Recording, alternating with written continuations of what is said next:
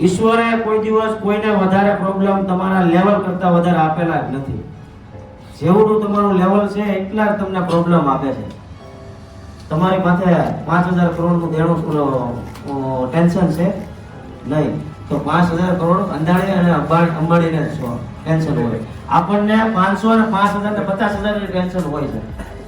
તો જે થતું હોય ને એ સારા માટે થતું હોય. એવી રીતના એક સ્ટોરી છે.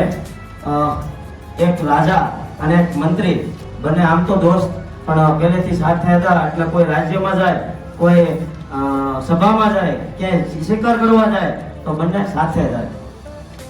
તો એકવાર એવું રાજાને એવું થયું કે આ મંત્રીને લગભગ તલવારબાજી આવડતી નથી. સાંભળજો મિત્રો. તો એને એવું થયું કે એક મિત્ર છો તો અંગરક્ષક માટે હું તને તલવારબાજી શીખવાડું. રાજાને એને શીખવાડવા માટે જ્ઞાનમાંથી તલવાર કાઢે તે પેલા ઓલા મંત્રીના હાથમાં તલવાર હતી. આમ ઝાટકો માર્યો એટલે અંગૂઠો રાજાનો કાપી નાખ્યો. પણ એનો મિત્ર હતો, સહન શક્તિ વાળો માણસ હતો.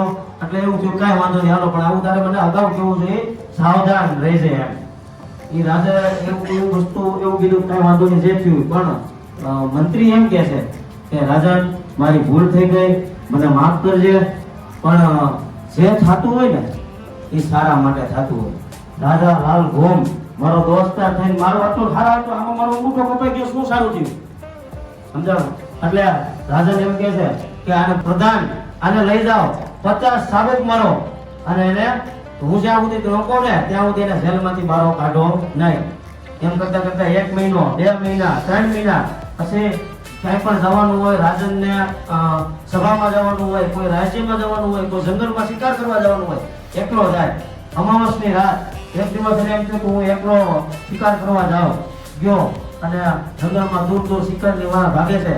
પણ અમાવસના દિવસે જ્યાં એક ઝાડ બિછાવેલી હતી, ઝાડમાં રાજાનો પગ આવી જાય છે અને એ પકડાઈ જાય છે. એ આદિવાસીઓને તેથી બલીનો, અમાવસની રાત હતી, બલીનો દિવસ હતો. માણસ મળી ગયો, રાજાને આમ પકડીને બાંધી રાખ્યો, રબીલ ગુલાલ ને બધું સાટે કમ્પ્લીટ કરી દીધું.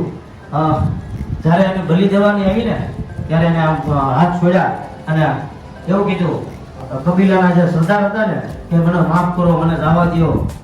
તો એ આમ હાથ કર્યો ને એનો અંગૂઠો ટુકડો ભળી ગયા સરદાર. તો એને કીધું કે આપણામાં ખંડિત માણસ નો બલી નથી સરતી, તો હવે આને આપણે એના સીમાડાની બહાર નાખી આવો.